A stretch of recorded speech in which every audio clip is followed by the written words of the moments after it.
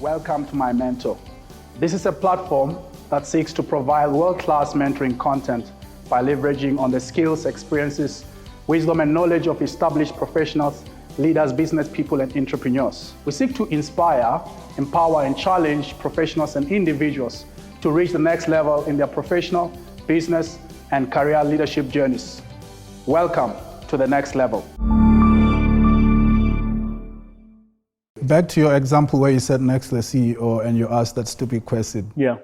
Did it feel stupid at the time, or was it like later when you introspected? How did you come out of that disappointment? Well, the reaction I got from asking the question, I could tell that there's something wrong with the question I've asked. Okay. That's one. And over time, you introspect. Yeah. But you know what? You ask silly questions. It's natural. Earlier on in your career. Yeah. But people will give you that benefit as well. Yeah. Say, this is a young person. Yeah. I can't ask that question today. Yeah. I can't ask that question today. I'm sure I can ask some kind of silly questions, but even then they're probably still silly in this in a certain context. But the important thing is, how do you maximize the time that you get with someone? So, Jabo, if I'm sitting with you, I know our relationship in the background. If I'm going to ask a meeting from you, I need to make sure that at the end of that meeting, Jabo thinks, okay, Stez got his head screwed on properly. He's thinking the right things. Yeah. And I'll take a meeting with him the next time. You don't want the person to say, what a waste of a meeting. What a waste of an hour. Yeah. And I know it sounds it's hard, but I think this is important. I mean, it speaks to relationships, and relationships have a huge role to play in career success.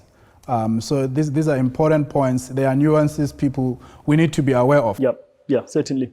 Back to the M&A space. Can you just unpack a little bit for people who don't know what M&A is? Okay. What is M&A? Where does it fit in within the broader investment banking space? Okay. So mergers and acquisitions, simply put, is the buying and selling of companies. I'll use an example of what I've seen in, places that all of us operate in.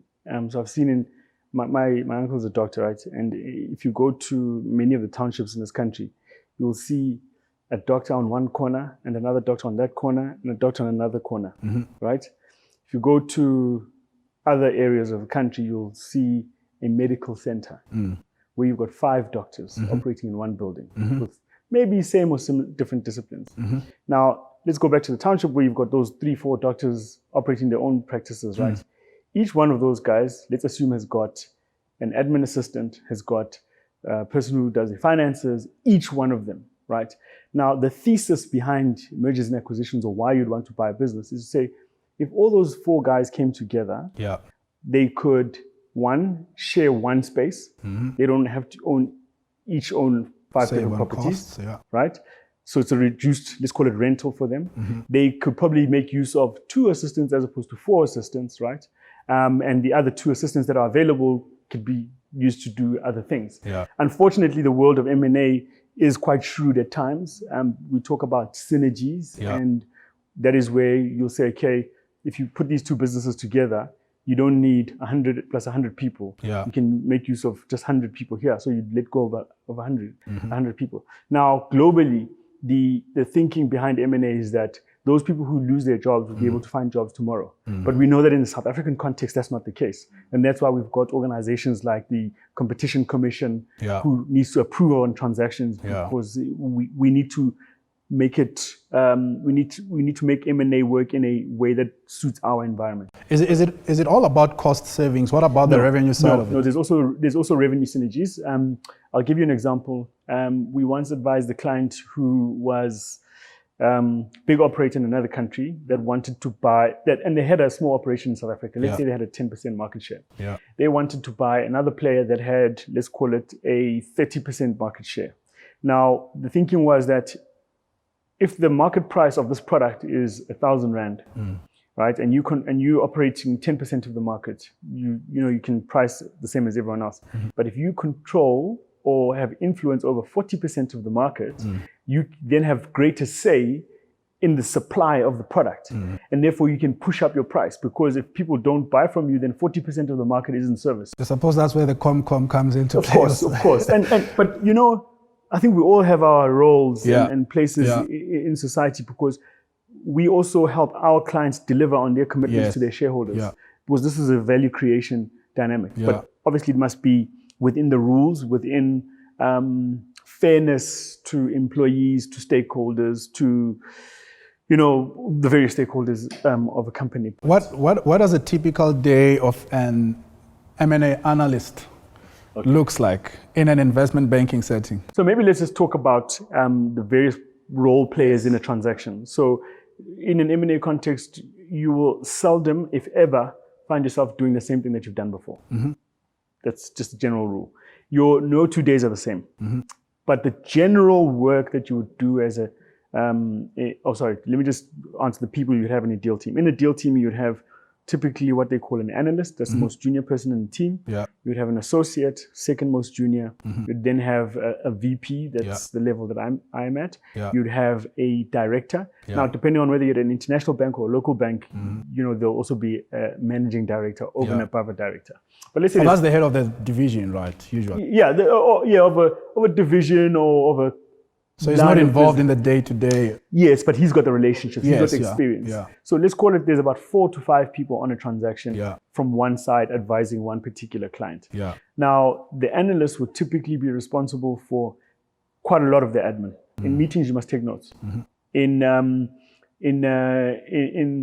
when preparing presentations, you need to do the first drafts. Someone will give you guidance and say, we need a page that looks like this, put this on it, and you prepare it. But more importantly, you do a lot of the modeling, the Excel modeling. Now, some people will know, but I didn't know what modeling was when I got into M&A. Yeah. Right? I heard people talk about models. I'd worked with Excel in auditing, but never, what is a model? But ultimately, simply put, a model is an Excel document that has inputs. It calculates something and gives you an answer. Yeah. That's simply put. And in M&A context, it's usually a little bit complex. Yes, these models get very big and very complex.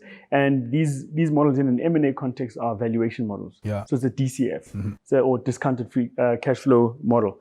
You also get, other kind of valuation metrics. I won't go into the detail, but an analyst would be responsible for that, with the guidance, of course, of the associate, and the VP, and the general team. Yeah.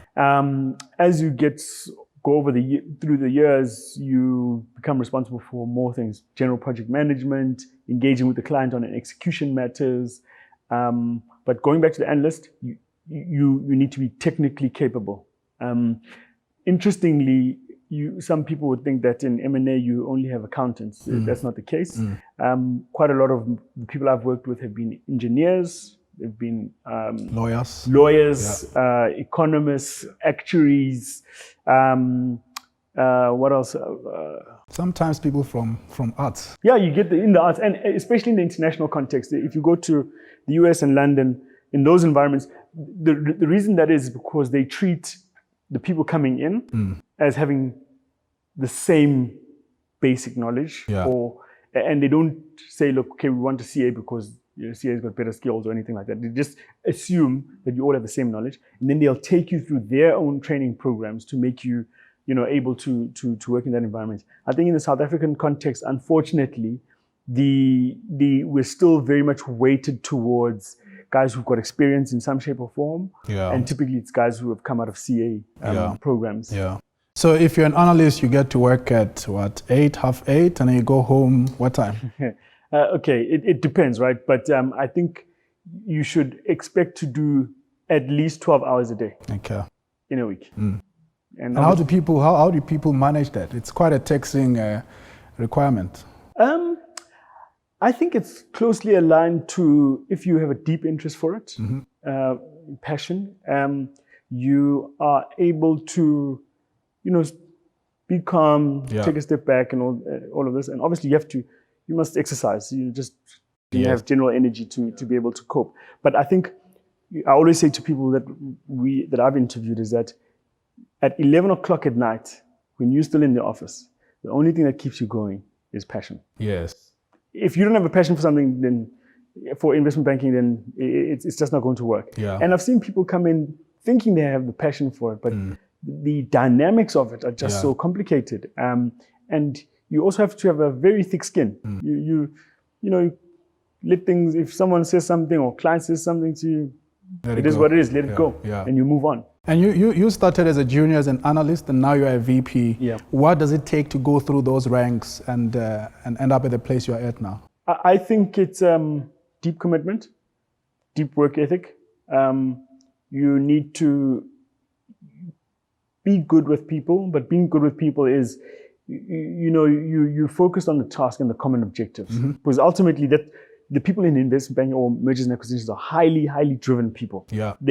They want to get to a particular outcome. Yeah. And in order to get there, you have to constantly focus on the work that needs to go in to get to that outcome. And I think sometimes there's not much space for, politics and the niceties. Yes, we have fun, we work hard, and play hard, but I think it's not your ordinary work environment. And, some people might say, yeah, these are unhealthy environments. Might be true, but I think it's all about the individual at the end of the day. One friend of mine once asked me, but say, where's your work-life balance? And I said to him, it's exactly that, work-life. Emphasis on life. Life is not a day, life is not a week, life is not a month. Life is many years. So, and I've been clear to myself that you have to put in the work now. Because at some point, pay the price now. At some point, you have to pay the price. If you don't pay the price now, you'll pay at 40. And at 40, the dynamics are different. You are paying with guys who are supposed to be junior than you. Exactly. So I think it's a tough environment, but not everyone's cut out for it. Yeah, I would imagine that when you are sitting there as an analyst or associate, working on a deal, emotions are flying around. You're having a bad day. You've just had a late night the previous night. How do you pick yourself up and still continue motivated and stick it out for the long term? I think it goes back to what we discussed probably at the beginning of this conversation. It's the end game. If you focus on the end game, it's easier to do. So, for example, it's like crossing a river or a street. Yes. If you know what you're going to get on the other side, obviously you'll watch out for the cars and obviously this massive water coming past and just stay focused to get to the other side. So I think it's having clear view of why you are doing this, and I say this a lot to guys that you must be clear on why you do it. Because I'll give you an example. People say in M&A you need to be the smartest guy, 6 A's, distinctions, all of that stuff. And I've seen where people with those credentials come into the environment but without the passion. And a guy with half those credentials comes into the same environment with much more passion of the smarter person. The person with the passion generally succeeds because they're prepared to put in the time, learn, accept their capabilities and work around them. But I think it's you just need to be honest with yourself and know why you're doing it. It happens to me as well, by the way. And when you were at Standard Bank, you did an MBA through Standard Bank. Tell us about that relationship with the institution that you did with. So I firstly, I had a very good time at Standard Bank. I enjoyed great support in Standard Bank. Not only from my boss, but from his bosses too. I had great colleagues at Standard Bank, and there was a lot of work. The nice thing about being in a local bank is that the volume of transactions is much greater than, let's call it, the international banks. So what happened is there's an organization called African Leadership University, and they were starting their MBA program in Rwanda. The first class was in 2016. And the bank and African Leadership University had said, okay, let's pilot a couple of Standard Bank employees to go to the program. There was 4 of us. And the common vision there, or common objective, is that Standard Bank's massively Africa focused. African Leadership University is also about developing leaders on the continent. So there's a common objective there. It was difficult for me because, one, the hours of investment banking or M&A are already long. And there's very little time to do other courses or other part-time things. Fortunately, though, the course content of an MBA, the technical parts of it is straightforward. You've seen most of it. You've seen most of it. It's accounting, economics, finance. It's relatively straightforward. I think the more difficult part of it was the softer side of things. So, for example, I had to do a couple of feedbacks, 360 feedbacks. Yes. And I had to find out what my colleagues and the people I work with think of me, you know. And it was very, very interesting because I did a 360 with them, and some of the comments that came back, and is this what people think? is this how I come across? Yeah. And it made me realize that what you think and your perspective is not always it. You have to also understand the perspective of other people. Yeah. Particularly on the soft side of things. Now, in my case, I think I don't have a problem with working. I can work for as long as I can run, right? Some people can work for a period of time, but they need to refresh. Yes. They need to have their weekend. They need to have their Saturday. Is that a natural gift that you just keep working and working? I don't know if it's a natural gift, but I think I struggled so hard in university. I just got used to it. Yeah. Because I mean, at some point I was studying all day, but still not passing. Yeah. And it just got stuck in me. So, you know, it's something I guess I'm fortunate to be able to do. A lot of other people have that. Yeah. But it's not healthy also. Why did the MBA program teach you about yourself? You mentioned you had to do some 360-degree feedback sessions. Yeah. So what it taught me is that the way I show empathy and my care or interest for, or EQ rather, is quite, I think, different. It's quite I think I'm a tough love person. Yeah. And not everyone is like that. Yeah. And you must understand then how you bring your tough loveness into situations or into the workplace and with your general relationships as well. Yeah. And I also learned that there's no formula for success. Yes. Like, you know, I thought, investment banking, this is the way. But I was sitting in a class with 40, 50 people from 20 different countries, all doing well in their respective countries, doing very different things. Yeah. We had an architect in the class. We had a pastor in the class. We had a politician, a member of parliament from one of the countries in the class. We had guys from who did conservation in our class. And we all had to effectively think about the same thing. And what it taught me is that, you know, we as individuals, we're different, but we need to find the common points.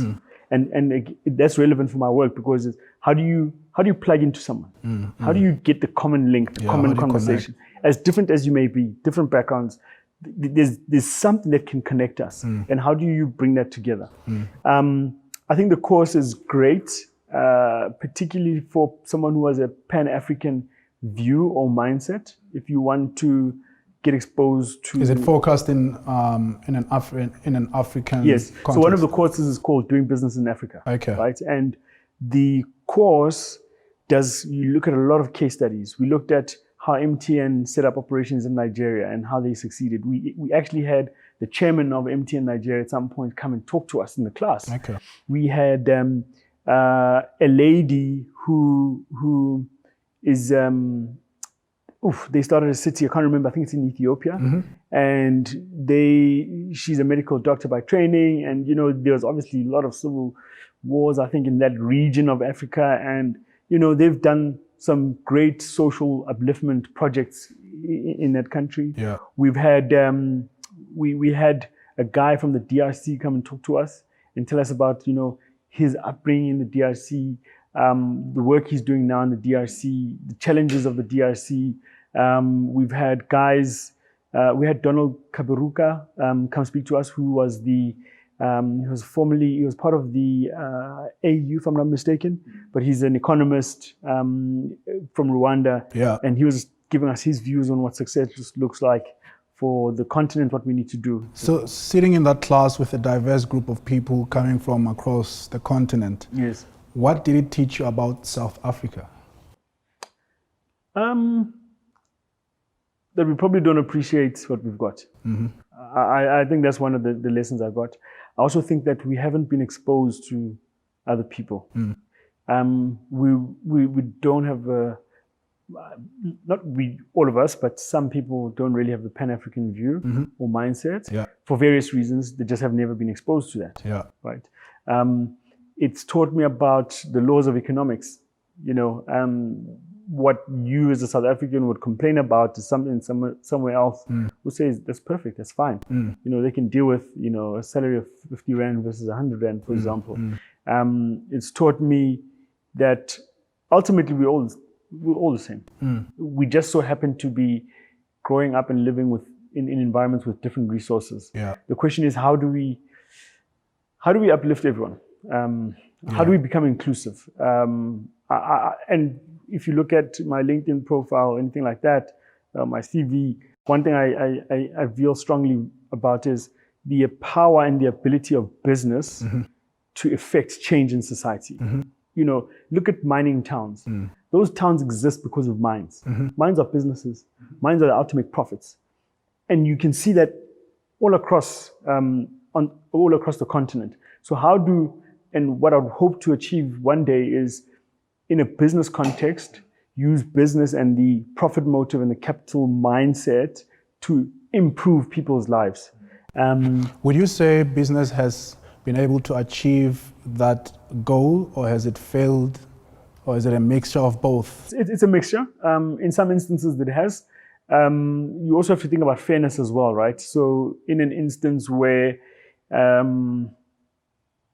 look, I won't give examples, but I think it's a bit of both. Business has done well in certain areas. It's uplifted communities, but in some areas where I think the businesses should have responsibility over the society or the regions or places where they operate, and they haven't done that. But fortunately, if you look at where the world is going now, especially with the whole green economy and the green mindset, people are saying, well, how do we make sure that as we do our business, we, one, uplift people, and two, we don't leave the environment worse off? And I think it's positive. People are thinking in the right direction. In the past, guy will set up a mine, put the waste pipe straight into the river, doesn't matter, doesn't care what the impact is. The workers, whether they come from 2 Ks away or 20 Ks away, doesn't care. And he's, guys just focus on their own part. But I think as businesses, as business or the economies develop and governments and business work together, we'll see what each party's responsibility is. I think you could argue that government also has the responsibility to create, public transport facilities to allow people to get to work easily. If you look at Europe, etc., I mean, the public transport, I think, by my assessment, is so well established that people don't need to own cars. People don't need to spend 2 hours in traffic, don't need to spend 2 hours in public transport to get to work. Because, 2 hours there, 2 hours back is 4 hours of your day. And let's say you're doing a 12-hour shift. You've said before that you're passionate about business, and I think it clearly shows, in your views around business. What do you think is the driver that sparks that passion in you? Where does it come from? I'm not sure, but I think it's probably got to do with my grandfather. My grandfather was a teacher, and he went into business over time. And my parents grew up in the era of, the political instability in the country. And rightly or wrongly, there was a focus in our family to not be involved with the political dynamics. But I think it's actually so intertwined. You have to be involved in both. But the ultimate answer to your question is, I think it comes from my grandfather. So obviously, as a VP, currently and previously at Standard Bank, you are somewhat of a business leader. You engage at the C-suite level, CEO, CFO discussion, board level discussion. You work in a team, you lead a team. What is your view around leadership? How do you define leadership? Sure. Leadership, that's also a core focus of the African Leadership University MBA, by the way. And I think the answer is people define leadership in different ways. Personally, I think leaders are people who take responsibility of the areas that they are in. They influence areas that they are not necessarily in, but have access to, and they have to think ahead. Think about it in the context of a family. You could argue that the parents of a household are the leaders. They have to think ahead. They have to think in the best interest of what they've established, the home that they've built, the kids that they're raising or that they have responsibility for. And if you think about it in that way, just carry it on to all the areas you have control and influence over. So if you're a business leader, I think one, you don't only have responsibility for your organization. Yeah. You don't only have responsibility for your industry, Yeah. as well as your counterparts in the industry, but you have responsibility to the contribution of your work, client, business, or industry to the economy, Yeah. and Yeah. ultimately the country. Yeah. I just think it's ultimately you have to think to be a leader. You have to be forward focused. And what would you define as your leadership style? My leadership style. I think I would hope that my leadership style is leading alongside. Okay. It's not you don't just lead from a chair here and tell people what to do. You have to be in the trenches with people. You must be alongside the people that you're doing the work with. It's also not role based, right? It's something you just do. Yeah. You can be a leader being the most junior person in a team, in an organization. It's leadership qualities. Can you think ahead? Can you talk to people? Can you engage people? Can you influence people? Can you get people to do something? And having worked for a South African investment bank and now working for an international investment bank, what contrast can you draw between the two? I think in international banks, there's a greater focus on the answer.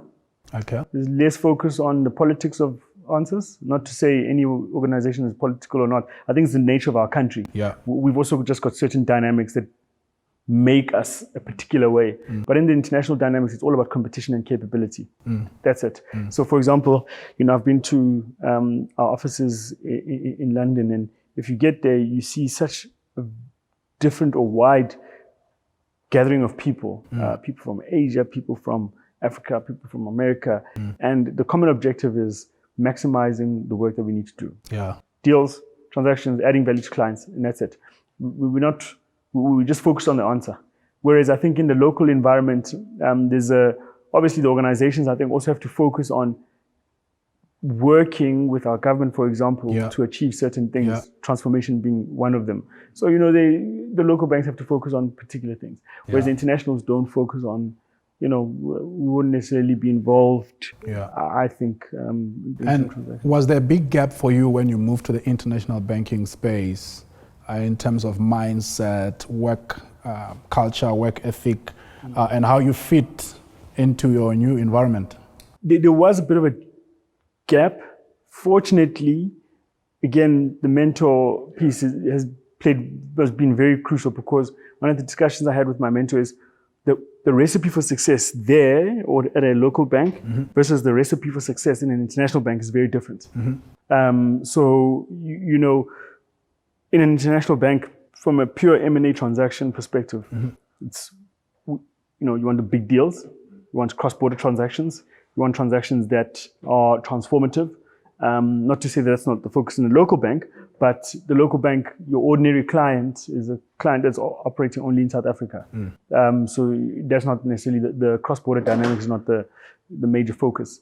So there has been some work that needs to be done on my part to adjust to the environment. But I think I've had to always think about the end game. And the end game for me from an investment banking perspective is you must be globally competitive.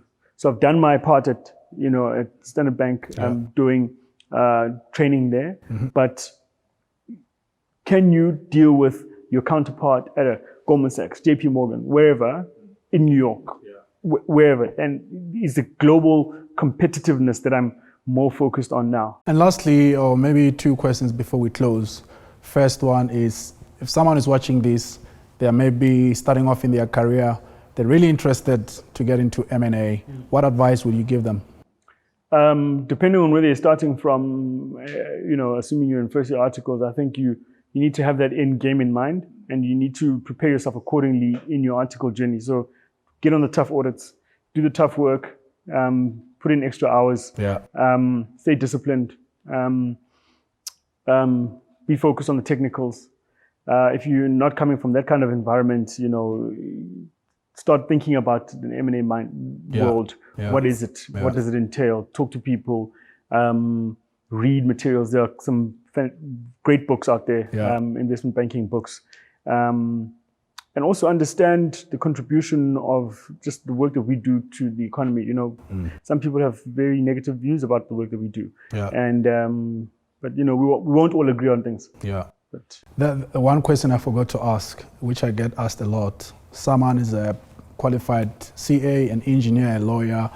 They've got a couple of years of experience, you know, post-varsity outside of M&A, and now they want to move into M&A. Question is, how can I get into M&A when I've got, say, 5 years post-varsity and now I'm thinking I'm bored, I'm not enjoying what I'm doing? How do I get to this exciting field? it's not impossible, but it's difficult. And I think it's also circumstantial. So, for example, I don't have children. I don't think I would be able to do what I do if I had kids, for example, just given the work hours. Yeah. And so you also need to be realistic with those kind of things. If you know, are young and still feel energetic, I think there's nothing that stops you from applying, talking to guys, trying to get in. And fortunately, the M&A world is quite big. The spaces are small, but there's various areas that do M&A. So you can find the audit firms that do normal due diligence work, M&A work. You get banks that do it. You get small boutiques that do it, or that work in the space. You can be a stakeholder. You can be like working for the Competition Commission in the Mergers Acquisitions Division, for example. You can be a lawyer doing M&A. I think they want the exciting stuff, the deal stuff in the forefront. Yeah. I don't know how exciting it is. It's glamorous, yes, but on a day-to-day perspective, I think the people in there will tell you it's a different reality. Yeah. But it's not impossible. Yeah. And I think you just need to find some people who are in the space and have the conversations. Cool. Lastly, what's the next big chapter for you? I think I need to just do a little bit more work in the space. Ultimately, the end game for me is to be in business in some shape or form. I don't know whether it's still in this role. It's perfectly possible. But I think I need to do at least a couple more years in this environment. Yeah. Like I said, the learning curve is so steep. And I really enjoy that. Yeah. Sthembiso, thank you so much for the conversation. This has been very inspirational, challenging and empowering. Really appreciate you taking the time, and congratulations again for all the success you've had up to date. Thank you very much. It's great to be on the platform, and I hope people find this useful. I think the important thing is to also carve out your own journey. That's very important, and it's difficult to identify and chart in the beginning, but you have to start somewhere. Start something, and then you'll find your own journey. Thank you. Thank you.